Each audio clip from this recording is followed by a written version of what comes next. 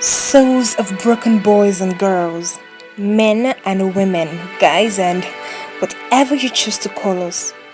We talk to blame us for the clothes we wore, for the way we walked, for trusting, for even being there at that point in time. We are seen as outcasts, soiled, and to be quarantined. We don't talk, we are men. That's how men ought to do. We are expected to take it in, forgetting the most important thing. We are humans. We were violated. Why always search for a cause other than the solution? Sometimes we ask if it was our fault. We blame ourselves. Was it? So many questions left unattended.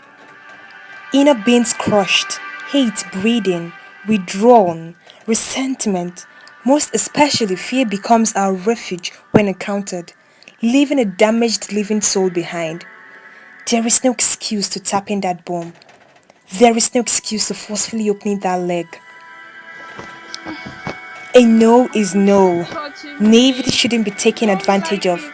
That you Stop. did a favor doesn't translate to a body Touching ownership. me. I don't That little like boy it. doesn't understand Stop. what you're asking him to do to you, or the girl understand why you keep touching her beneath and bosom.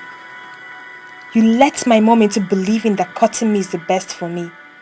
Mom and dad never noticed how I panic at the mention of going to Uncle T's, or the reason I suddenly feign sickness to run around for Mama B. Do you know your actions rent an apartment in our brain?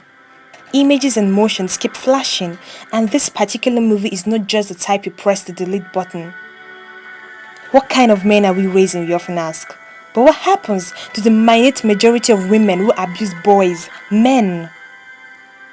If we say we are fighting this disease, then maybe, just maybe, the authorities need to identify that this is a punishable act, thereby prescribing the deserving punishable dosage of treatment.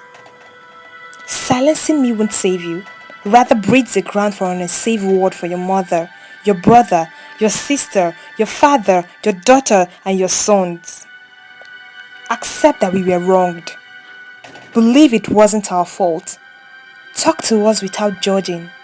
We want to believe it's a treatable disease, but how many of us can afford the peace to squeeze out this disease from our brain system?